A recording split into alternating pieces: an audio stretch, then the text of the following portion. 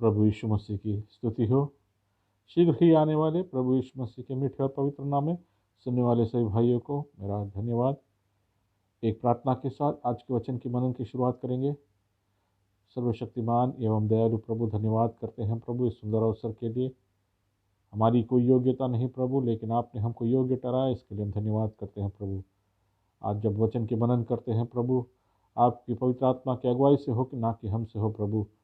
और जब इस वचन की मनन करते हैं प्रभु, हमारे आत्मिक जीवन में एक उन्नति पाने के लिए हो प्रभु, सब कुछ मांगते हैं हमने प्रभु यीशु मसीह के मीठे और पवित्र नाम से, आमीन। प्रभु यीशु मसीह की स्तुति हो।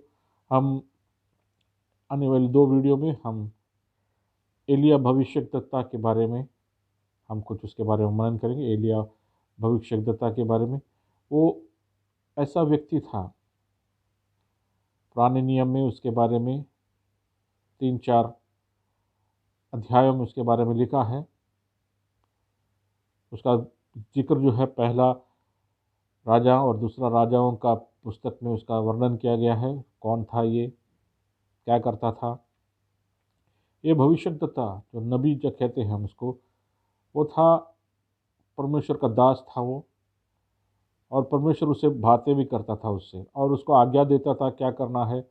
और लोग भी उसको बहुत ज़्यादा मानते थे उसको, क्योंकि उसमें परमेश्वर का आत्मा वास करता था और उसके अनुसार वो जीता था। हमारी ज़िंदगी में एक चीज़ हम बहुत ध्यान से हमको समझ लेना चाहिए, जब परमेश्वर का आत्मा हमसे कार्य करते हैं तो हम उसके अनुसार हम चलते हैं। हम उससे भटकना कभी नहीं चाहिए, हमको कभी उससे भटकना नहीं चाहिए। तो इसके बारे में हम जब सीखते हैं, उसके बारे में पहला बार उसको कहा गया है पहला राजा उसका 17 अध्याय में हम उसके बारे में पढ़ते हैं तो उधर कहा गया है, आहाब नाम का राजा जो था, बहुत ही क्रूर और बहुत ही ऐसा आदमी था जो कभी परमेश्वर की आज्ञा को मानता नहीं था। वो उसका कारण यही था, जो परमेश्वर का आज्ञा था उसका उल्लंघन करके, परमेश्वर को जो स्तुति करना आराधना करना था वो नहीं करके, वो अन्य देवताओं पर जिसका कोई मुख नहीं, जिसका कोई बोल नहीं, उस पे विश्वास करके उसको आराधना कर रहा था। परमेश्वर का क्रोध जाहिर है उस प्रकट होना ही है। जब कोई व्यक्ति, जो हमारा परमेश्वर जो सृष्टि करता है उसको छोड़कर दूसरे पे हम विश्वास करते, दूसरे पे आराधना करते, हमारा परमेश्वर जो है वो कभी नहीं चाहेगा, वो क्रोधित हो जाता है।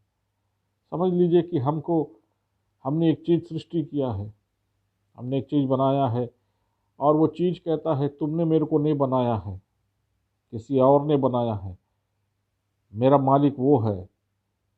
तो कैसा लगेगा हमें दुख भी आएगा, क्रोध भी आएगा। हम क्या करेगा, जो चीज़ हमने बनाया वो चीज़ को नाश कर देगा। जब वो चीज़ कहता है कि तुमने नहीं बनाया, मेरा मालिक कोई और है, तो बनाने वाले का अधिकार होता है उसको नष्ट करने का। ऐसा ही हालत था अहाब का। परमेश्वर ने उसको सृष्टि किया, उन लोगों को, यहूदियों को, उनको मिस्र देश से बाहर निकाला, और जब वो बाहर निकला तो वो उनको स्तुति ना करके वो बाल जैसे मूर्ति को पूजा करने लगे थे। कारण क्या है मूर्ति पूजा करने के लिए? उसका पत्नी जब उस परमेश्वर का आज्ञा था कि अपने जो पत्नी को जब लेते हो अपने ही लोगों के बीच में लेना, अपने ही लोगों के बीच में लेना, उसने क्या करा, अन्य जातियों के देश में जाकर उधर से जाके ये इस बीवी को लेकर, जो जबेल नाम के लड़की औरत था, उसको जाके शादी किया। और वो मूर्ति पूजा टोना ये करने वाला औरत था, और उसकी बातों में आकर राजा ने उसको बात मानकर और जो अन्य जो देवता है उनको पूजा करने लग गया। परमेश्वर का क्रोध तो जाहिर हुआ। पहला तो उसने आज्ञा का उल्लंघन ये किया कि उसको कहा था कि अन्य जातियों से कभी शादी नहीं करना, और जब शादी किया तो वो दूसरे देवताओं पर विश्वास करने लगा और उसकी पूजा करने लगा। हमारा परमेश्वर कभी नहीं सहेगा। जो सृष्टिकर्ता है, जो पालनहार है, जो सर्वशक्तिमान है, उसको छोड़कर हम अन्य जातियों पर, अन्य जो मूर्तियों पर जब हम पूजा करते हैं, हमारा परमेश्वर कहीं सहेगा नहीं। ये जो औरत था इस कदर कर दिया कि उसको जो कुछ गलत काम करना था सब कुछ वो करने लगा। तब परमेश्वर का क्रोध प्रकट हुआ और एलिया जो भविष्यद्वक्ता था उसको कहता है कि जाके तू कहे अब आपसे, अब मेरे कहने के बगैर इस जगह पर कभी बारिश या ओस की बूंदे नहीं गिरेगा। अब क्या होता है अगर बारिश अगर नहीं गिरता है, बारिश स्वाभाविक रूप से सब कुछ सूखना शुरू हो जाता है, सब कुछ सूखना शुरू हो जाता है। यहाँ तक कि भेड़ बकरियां जो घास खाते हैं वो भी सूख जाता है, पानी तो दूर सब कुछ सूख जाता है। और बारिश ना होने से मनुष्य की ज़िंदगी तड़प तड़प के अकाल में पड़ जाए, भूखे से मरने के लिए कगार पे आ जाता है। हमारी ज़िंदगी में बहुत सारे ऐसे काम हम करते हैं, जब हमारी ज़िंदगी परमेश्वर को जो पसंद नहीं है, हमारी ज़िंदगी में अकाल पड़ जाएगा ज़रूर। अकाल का मतलब हमारी ज़िंदगी में हम बहुत तकलीफ़ में आ जाएंगे। हम किस लिए हम किस परेशानी में आ जाएंगे, हमको याद दिलाने के लिए कि एक सच्चा परमेश्वर है, जो हमारा सृजनहार है, जो हमारा सृष्टि करता है, एक वो परमेश्वर है। उस पर विश्वास ना करके हम अन्य देवी देवता पर विश्वास करके परमेश्वर हमको कभी जिंदा नहीं छोड़े, हमको इस कदर हमको परेशान कर देगा कि हमको वापस उस पर विश्वास करने पर आसरा करना पड़ेगा। हमारा परमेश्वर चाहता है कि सच्चे परमेश्वर को आदर कर, सच्चे परमेश्वर को पूजा कर, यही हमारा परमेश्वर का कर्तव्य है। हमारा हमारा कर्तव्य यही है कि परमेश्वर को पूजा कर, उसकी आराधना कर। यहाँ पर क्या करता है, आपको जब बोलता है तो उस परमेश्वर उसको आज्ञा देता है कि तू अब केरित के झील है उसके नज़दीक जा, उधर जाके रह।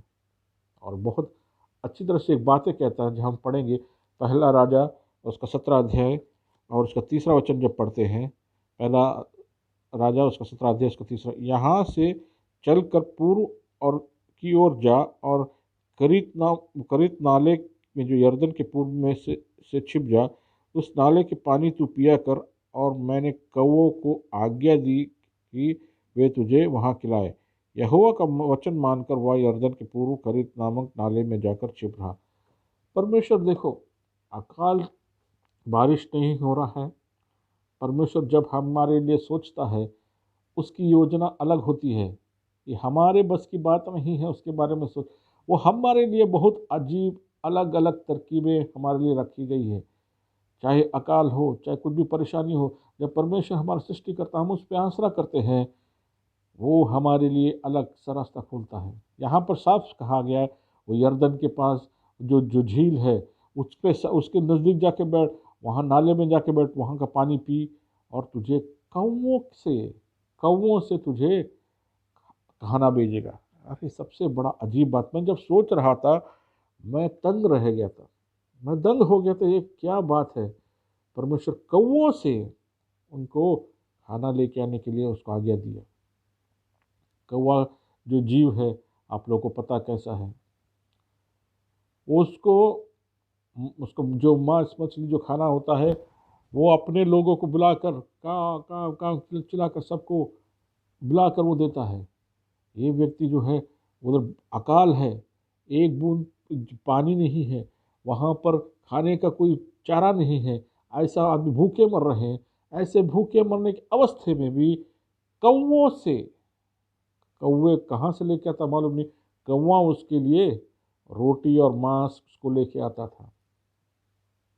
रोटी और मांस, देखो कौवा मांस तो कभी छोड़ेगा नहीं, उस मांस को भी नहीं, वो मांस लेकर इसको दिया। वो कौवा भूखा है कि हमको मालूम नहीं, लेकिन परमेश्वर ने आज्ञा दिया उस कौवे को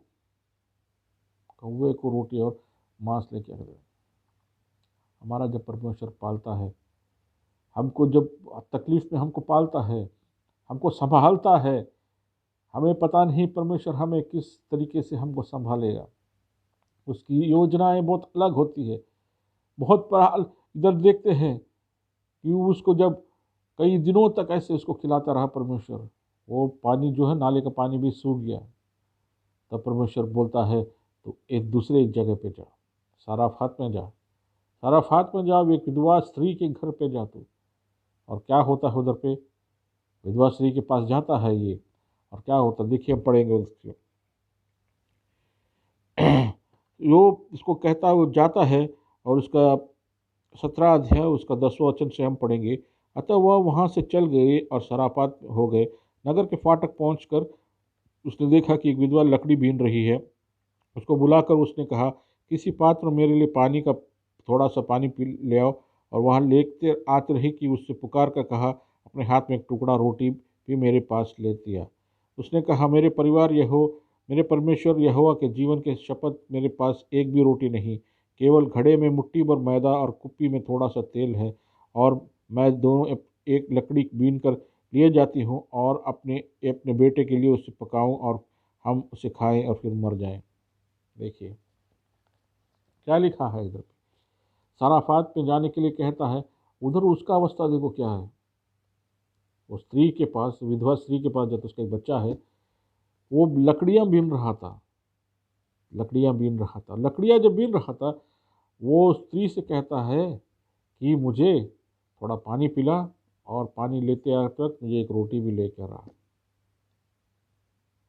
देखो क्या होता होता। वो कहता है, स्त्री कहता है कि परमेश्वर की कसम, मेरे पास कुछ भी नहीं है, थोड़ा सा मैदा बचा हुआ है, थोड़ा सा कुप्पी में थोड़ा तेल है, मैं उसे पका कर खाकर मैं और मेरे बच्चे मरने के लिए तैयार हो रहा है, क्योंकि अकाल पड़ा हुआ है, कुछ भी नहीं है, सब खत्म हो गया। इस स्त्री के पास सिर्फ थोड़ा सा मैदा और तेल बचा हुआ है, थोड़ा सा तेल और मैदा। क्या होता है, वो भविष्यवक्ता नबी कहता है कि तू मेरे पास वो लेकर आ, मुझे बनाकर खिला। हम होएगा तो क्या बोलेगा, हर चल निकल वैसे। हमारा यही यही हमारा मनुष्य क्या, हमारे पास कुछ है ही नहीं, अकाल पड़ा हुआ है, हमारे पास थोड़ा सा मैदा बचा हुआ है, थोड़ा सा तेल बचा हुआ है, हम अपने बच्चों और अपने लिए सोचेंगे, हम दूसरे के लिए कभी नहीं सोचेंगे। वो स्त्री को कहता है, जाके पानी लेकर और मैदा में थोड़ा मेरे लिए रोटी बना कर लेकर आ। वो स्त्री वैसा ही करता है, उसे पानी भी पिलाता है, उसको रोटी भी खिलाता है। अब नबी क्या बोलता है, जब तक अकाल खत्म नहीं होता है, जब तक अकाल खत्म नहीं होता है, तुम्हारे जो बर्तन में से कभी वो मैदा भी खत्म नहीं होगा और कुप्पी में से तेल भी खत्म नहीं होगा। हालेलुया। कितना बड़ा परमेश्वर है हमारा। हमारा हम जैसे सोचते हैं उससे हमारी, हम उससे कई कई गुना अलग होता है परमेश्वर का योजना। हम जैसे सोचते हैं वैसे कभी नहीं होता है। उस विधवा स्त्री के घर पे रहा उसने, जब विधवा स्त्री के घर में रहा, जितने दिन रहा, वो जैसा कहा नबी वैसा रहा, जैसा वैसा ही हुआ। जब तक अकाल खत्म नहीं हुआ, जब तक बारिश नहीं उस जगह पर नहीं पड़ा, तब तक उसके बर्तन में से वो मैदा कभी खत्म नहीं हुआ, ना कभी उस कुप्पी में से तेल कभी नहीं खत्म हुआ। मेरे प्रियो, हमारा परमेश्वर का योजना अलग होता है। हम तकलीफ में पड़ सकते हैं, हमारे बहुत सारी आवश्यकताएं हो सकती है। हमारे क्या कर्तव्य है, पहले परमेश्वर को हम कुछ दें। पहला स्थान जो है हमारा परमेश्वर के लिए होना चाहिए, उस सृजनहार के लिए, उस सृष्टिकर्ता के लिए। वही हमारा सृष्टिकर्ता, वो जानता है हमें क्या चाहिए, वो जानता है। हम मांगने से पहले वो जानता है हम हृदय को, हम किस तकलीफ में जा गुजर रहे, हम किस अवस्था में भी गुजर रहे। हम अगर अकाल में पड़े हो, हमारे पास सब कुछ खत्म हो गया, हमारे पास कुछ भी नहीं है, तो भी हमारा परमेश्वर उस समय पर भी वो हमें पर्याप्त हमको प्राप्त कर सकता, पर्याप्त सब चीज़ों से हमको प्राप्त कर सकता, हमको क्या क्या चाहिए वो हमें दे सकता है। हमारा परमेश्वर बहुत महत्वपूर्ण परमेश्वर। हम देव देवताओं जो हमारे संकल्प में जो भगवान है उसके पीछे जाने से बगैर, उस परमेश्वर जो सृष्टि करता है, सृजनहार है, जो जीवित परमेश्वर है, उसकी स्तुति और आराधना करना चाहिए। जब हम उस जीवित परमेश्वर को हम अपना पालनहार, अपना सृष्टिकर्ता मानकर हम उसको स्तुति करते हैं, वो जानता है हमारे को हमको क्या चाहिए, वो हमारा सृजनहार है, वो सब जानता है। वो हमें किस प्रकार हमको संभाल के रखेगा हमें पता नहीं। सिर्फ और सिर्फ हमको एक ही चीज करना चाहिए, उस परमेश्वर पे आसरा करना चाहिए जो जीवित परमेश्वर है, जीवित परमेश्वर है।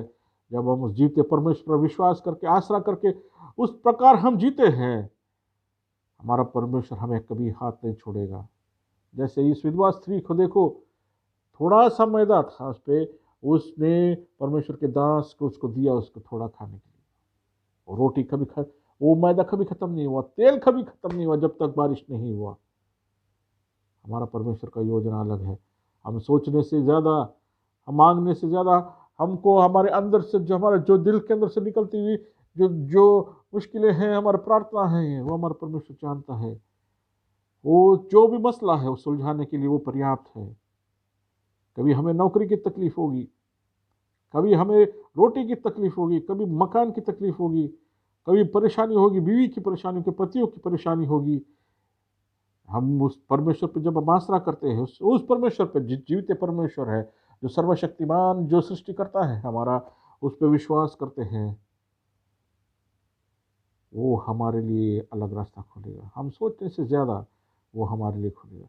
मेरे प्रियो, जब ये वचन सुनते हैं, हम जीवित परमेश्वर पे आसरा करके, ना कोई जो निर्जीव जो है मूर्तियां हैं उस पे हम विश्वास करके, अंधविश्वास करके उस पे हम जाकर, वो हमें कोई आसरा नहीं, कोई हमें हमको कोई भी सुख उस पर से नहीं मिलने वाला है। दुख ही दुख है मेरे प्रियो। सच्चे परमेश्वर पे, जीवते परमेश्वर पे जब हम विश्वास करते हैं, वो हमारे लिए रास्ता खोलेगा। इस वचन से हमको परमेश्वर अनुग्रह करे, हमको अनुग्रह करे इस वचन से कि हम उस पर आसरा करके जीवित रहे। प्रभु यीशु मसीह की स्तुति हो। आमीन।